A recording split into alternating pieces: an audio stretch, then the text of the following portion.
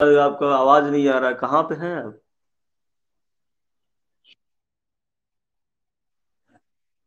हाँ, सोए हुए हैं। कहाँ गए थे आप? किसी से मिलने चले गए?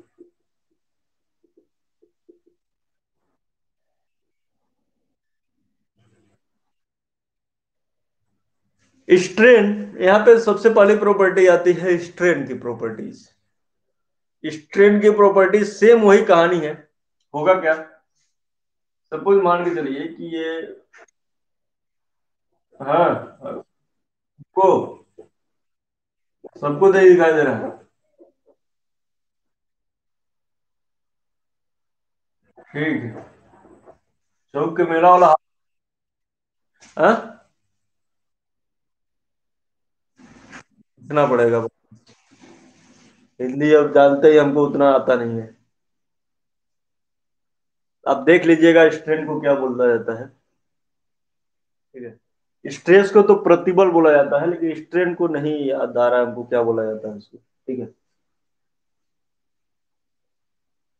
हमें पता है जब इसको फोर्स, यहाँ पे फोर्स अगर हम लगाएंगे तो इनके बीच में चाहे ये इधर खींचा जाए और इधर खींचा जाए तो ये जो है ये थोड़ा सा बदलेंगे इसका जो इनके अंदर। सपोज मान लीजिए ये x1 पे दो मॉलिक्यूल को ले लेते हैं। सपोज मान लीजिए इनके बीच का डिस्टेंस x था, x1 था। अब इस पे फोर्स लग गया इन दोनों को, ऐसे। अब क्या होगा, थोड़ा सा ये यहाँ आ जाएगा, थोड़ा सा यहाँ आ जाएगा, यानी कि इनके बीच जो डिस्टेंस हो जाएगा अब x1 की जगह x2 हो जाएगा। ठीक। और x1 और x2 के बीच, यानी कि दोनों के बीच हमारे पास डेल्टा x निकल के आ जाएगा। यानी कि डेल्टा x जब निकल के आएगा यानी कि x2 माइनस x1। तो एक मॉलिक्यूल के लेवल पे आएगा ये दो मॉलिक्यूल के लेवल पे हम बात कर रहे हैं। ये चीजें पूरे पूरे स्ट्रक्चर में आएंगी, पूरे मटेरियल में आएगी। और जैसे पूरे मटेरियल में आएगी तो उसको डेल्टा एक्स, मान लीजिए वन का delta x1 plus delta x2 ऐसे करके आएगा, या मान लीजिए एन तक गया। इसको बोलेंगे हम लोग डेल्टा एल है। पूरा जोड़ने के बाद चेंज इन लेंथ बोला जाएगा। ठीक है। बस समझ में आ रही है?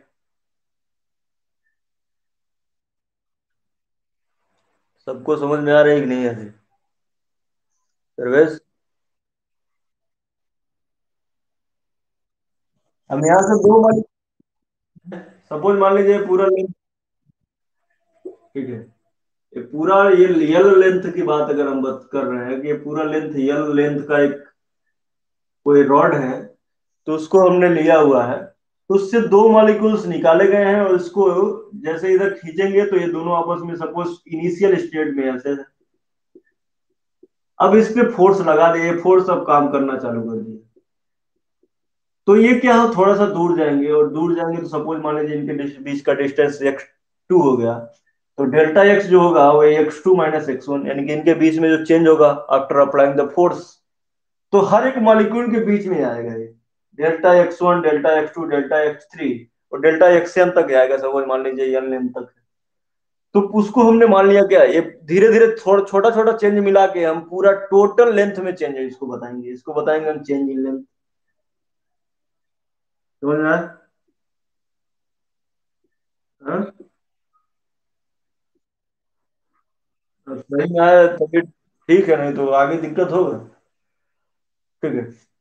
तो इसको बोलते हैं चेंज इन लेंथ। अगर इसी चेंज इन लेंथ को हम with respect to original length लें तो इसको बोला जाता है स्ट्रेन। तो strain is the ratio of change in length with respect change in length and original length. तो अगर इसी चेंज को हम पूरे लेंथ के रिस्पेक्ट में ले लिए तो उसको बोला जाता है स्ट्रेन बोला जाता है। इसको हम कहीं कहीं पे एप्सिलॉन से डिनोट करते हैं, ध्यान रखेंगे। और कहीं कहीं पे ई से भी डिनोट करते हैं। तो दोनों यूज होगा, जब आप आगे जाएंगे तो एप्सिलॉन का ज्यादा यूज होगा। यहाँ पे एप्सिलॉन यूज करते हैं, यानी कि स्ट्रिंग। हाँ। हाँ, ऊपर भी लेंथ नीचे भी लेंथ। स्ट्रेन जो होगा it is the ratio of, it is the ratio of change in length and original length, original length, ठीक है, change in length and original length, it is the ratio of change in length and original length. तो हमारे पास जो epsilon आ जाएगा वो change in length यानी कि delta L divide by L, delta L is called change in length,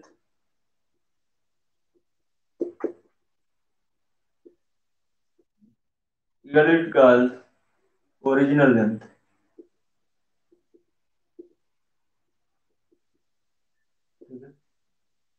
delta L और L ऊपर भी मीटर नीचे भी मीटर, यानी कि दोनों जो यूनिट है इसका यूनिट लेस है, यूनिट लेस भी है और डायमेंशन लेस भी है, दोनों है, ठीक है।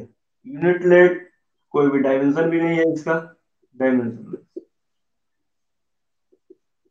डायमेंशन लेस, यूनिट लेस और डायमेंशन लेस दोनों क्वांटिटी है। तो स्ट्रेन यह कब होगा, जब इस पे हम कोई भी फोर्स लगाते हैं, जब फोर्स लगाएंगे तो इनके लेंथ में जरूर चेंज आएगा, कुछ ना कुछ चेंज आएगा, और वही चेंज लेंथ, जो लेंथ का चेंज है, अगर ओरिजिनल लेंथ के रिस्पेक्ट में अगर उसको हम कंसीडर करेंगे तो ये जो आ जाएगा वो स्ट्रेन डेवलप हो जाएगा, यानी कि स्ट्रेन आ जाएगा, ठीक है।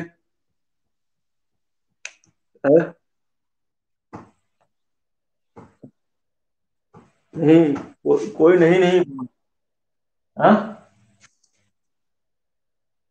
तो इसमें कोई भी जैसे खींच रहे हैं तो खींचा खींचेगा, चेंज इन लेंथ दोनों तरह से हो सकता है, चेंज इन लेंथ कोई जरूरी थोड़ा ना है, जैसे यहाँ पे सपोज मान लीजिए 2 मीटर था, अब 2 मीटर से हो सकता है 1 mm बढ़ जाए, कब बढ़ेगा, जब दोनों ऐसे करेंगे तब, ऐसे हो सकता है 1 mm कम हो जाए, ये कब होगा, कंप्रेशन, जरूरी नहीं है चेंज इन लेंथ इसमें भी होगा, चेंज इन लेंथ इसमें भी होगा, तो स्ट्रेस डेवलप होगा, कोई जरूरी नहीं है कि ये बढ़ेगा, हाँ? डायमेंशन निकालते हैं, कैसे निकालते हैं डायमेंशन, ऊपर का डायमेंशन डिवाइड बाई नीचे का डायमेंशन, ऊपर भी यल होगा नीचे भी यल होगा, कट जाएगा तो कोई डायमेंशन नहीं होगा, और जब कोई डायमेंशन नहीं होगा तो उसी को बोलते हैं डायमेंशन लेस।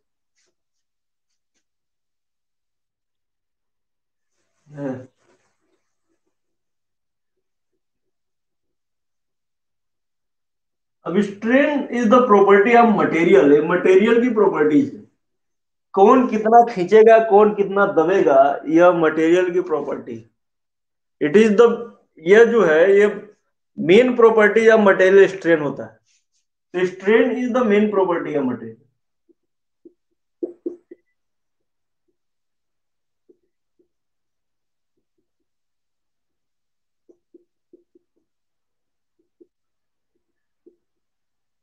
ये मटेरियल की प्रॉपर्टी है पूरी पूरी तरह से, कौन सा मटेरियल कितना दबेगा कितना खींचेगा, यह डिपेंड, यह जो बताएगा, यह मटेरियल की जो प्रॉपर्टी है खींचने का या दबने का,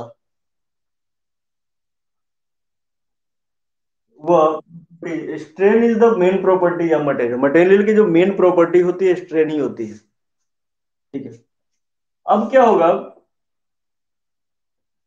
यहाँ पे अब एक और टर्म हम लोग यूज करेंगे, स्ट्रेन जो होगा, स्ट्रेन यहाँ पे तीन, दो तरह का स्ट्रेन हम लोग करेंगे यहाँ पे, एक को बोला जाता है नॉर्मल स्ट्रेन, नॉर्मल स्ट्रेन, और एक को बोला जाएगा शियर स्ट्रेन, शियर स्ट्रेन, तीन तरह का स्ट्रेन, और एक को बोला जाता है वॉल्यूमेट्रिक स्ट्रेन, क्या है बाद में डिफाइन होगा, क्योंकि यहाँ पे यूज हो रहा है तो यहाँ पे देख लेते हैं। स्ट्रेन जो है वो स्ट्रेस यहाँ लिखा गया है, यहाँ पे स्ट्रेस, स्ट्रेस भी तीन तरह का होता है, क्योंकि जितना टाइप का स्ट्रेन हो उतना टाइप का स्ट्रेस, तो स्ट्रेन जो है ये भी तीन टाइप का होता है, normal strain, shear strain and volumetric strain, तीन तरह का स्ट्रेन हम लोग देखेंगे अभी। तो बस आपके सिलेबस में जनरल चीजें हैं, ये सब चीजें आपको जब सोम पढ़ेंगे आप अगले ईयर में, स्ट्रेंथ ऑफ मटेरियल, तो वहां पे आपको समझ में आएगा सब पढ़ने, स्ट्रेंथ ऑफ मटेरियल,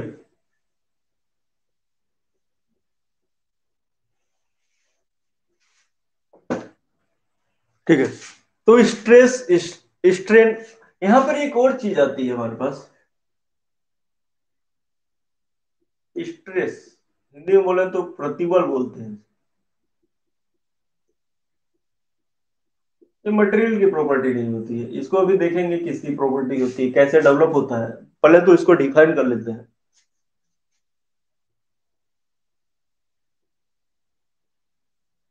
जैसे हम किसी चीज को अगर यहाँ पे खींचे, या क्योंकि जनरल हम खींचने का ही ले रहे हैं, कंप्रेशन में भी सेम यही होगा। तो जैसे इसको हम खींचेंगे यहाँ पे, तब होगा क्या कि यह इधर जाने की कोशिश करेगा और इसको इधर से एक चीज अपने मेन पोजीशन में लाने की कोशिश करेगा। तो यहाँ पे जितना ये फोर्स यहाँ होगा, वही फोर्स अगर यहाँ जब तक रहेगा, अगर इन दोनों में अगर इक्विलिब्रियम बना हुआ है, तो ये जो दिख रहा है, ये जो वॉल दिख रही है, ये वॉल नहीं इधर जाएगा नहीं उधर जाएगा। तो जब तक यह दोनों इक्विलिब्रियम में होंगे, तब तक कोई भी चेंजेस इस लेंथ में नहीं होने वाला है। तो यह जो है प्रॉपर्टी ऑफ द मटेरियल है, लेकिन main property of the material नहीं है। Properties of the material by which it resistance, तो हम इसको हम लिख लेते हैं, resistance offered by material per unit area, per unit area is called stress. Resistance का मतलब यहाँ पे वो इलेक्ट्रिकल रेजिस्टेंस की बात नहीं हो रही, यहाँ पे फोर्स की ही बात हो रही। ठीक है। तो resistance offered by material per unit area, या per unit cross sectional area, यहाँ पे क्रॉस सेक्शनल एरिया बात है, per unit cross sectional area, cross sectional area, यानी कि जिस भी, ये पूरा एरिया लेने की जरूरत नहीं है हमें, जहां पे फोर्स लगा है केवल उसी जगह की एरिया की जरूरत होती है। इसी को बोलते हैं क्रॉस सेक्शनल एरिया। यहाँ पे फोर्स लगा है तो ये 20 के एरिया से कोई, जहां पे फोर्स लगा है उसके एरिया को ही केवल लिया जाएगा, इसी को बोला जाता है क्रॉस सेक्शनल एरिया। तो अगर resistance offer by material per unit cross sectional area is called stress, stress इसको बोला जाता है। इसको जनरली हम लोग सिग्मा से डिनोट करते हैं। ठीक है, सिग्मा से। सिग्मा इक्वल टू होता है फोर्स। अब ये देख ध्यान रखिएगा कि ये फोर्स नहीं है, ये फोर्स की बात है। सिग्मा जो होगा, जो प्रेशर होता है, प्रेशर जो क्या होता है वो बाहर से लगता है, लेकिन स्ट्रेस जो है वो अंदर की चीज है। तो प्रेशर लेना ये हमारे बस में नहीं होता है, लेकिन स्ट्रेस लेना है हमारे बस में होता है, कितना स्ट्रेस हम ले सकते हैं। तो स्ट्रेस जो है वो इंटरनल प्रॉपर्टी है, प्रेशर जो है एक्सटर्नल प्रॉपर्टी है। ठीक है। और प्रेशर का काम यही होता है कि हर चीज को कंप्रेस करना, दबा के रखना, लेकिन स्ट्रेस का काम नहीं होता है। यही यही कंडीशन अगर बदल देंगे तो ये यहाँ पे खिंचाव के रूप में आ गया। इसलिए स्ट्रेस जो है दो तरह का होता है, मतलब स्ट्रेस जो है वो एक को बोलते हैं टेंशन, एक को बोलते हैं कंप्रेशन। तो यहाँ पे अगर यूनिट की बात करें तो सेम जो प्रेशर की यूनिट होती है सेम यही यूनिट यहाँ पे भी होगा, न्यूटन पर एम मीटर स्क्वायर, या इसको हम लोग न्यूटन पर एमएम, ज्यादातर यही इस्तेमाल होता है, न्यूटन पर एमएम स्क्वायर। इसको पास्कल भी बोला जाता है, पास्कल। और इसको मेगा पास्कल, अगर मीटर को एमएम में बदल देंगे तो 10 की पावर 6 आएगा, इसलिए इसको मेगा पास्कल बोलते हैं, एमपी। तो मेगा पास्कल यानी कि 10 की पावर 6 पास्कल।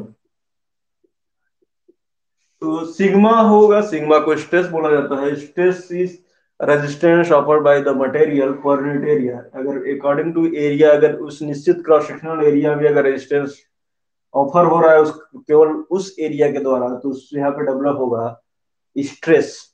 ठीक है, समझ में आ रहा है?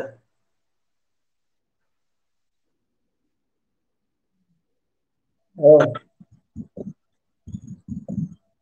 यहाँ पे आ जाएगा, यहाँ पे आ जाएगा हमारे पास। ठीक है, क्योंकि ये आगे आपको पढ़ना है, ये पूरा चीज आपको सिविल इंजीनियरिंग में ये सब तो आपको आएगा ही, और काफी सेकेंड सेमेस्टर जो थर्ड सेमेस्टर होगा उसमें ही आपका सोम होगा स्ट्रेंथ ऑफ मटेरियल। और ये चीजें आपको जरूरत पड़ेगी।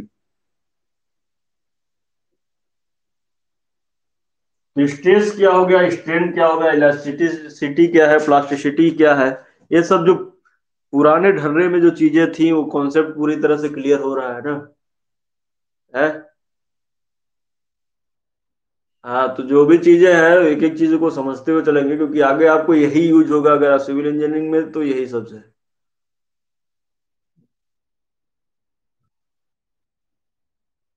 अब बदलेगा नहीं, ध्यान रखेंगे। हम्म। आज खाना नहीं खाएंगे क्या हम? है। हम्म।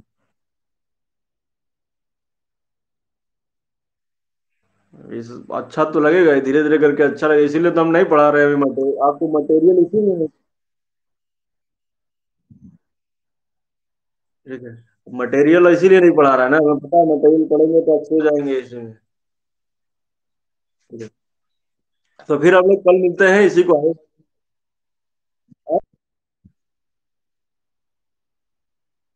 कंस्ट्रक्शन मटेरियल पढ़ेंगे, पहले इसको खत्म कर दें। ठीक है, तो हम लोग फिर तब कल मिलते हैं। अरे कल मिलते हैं।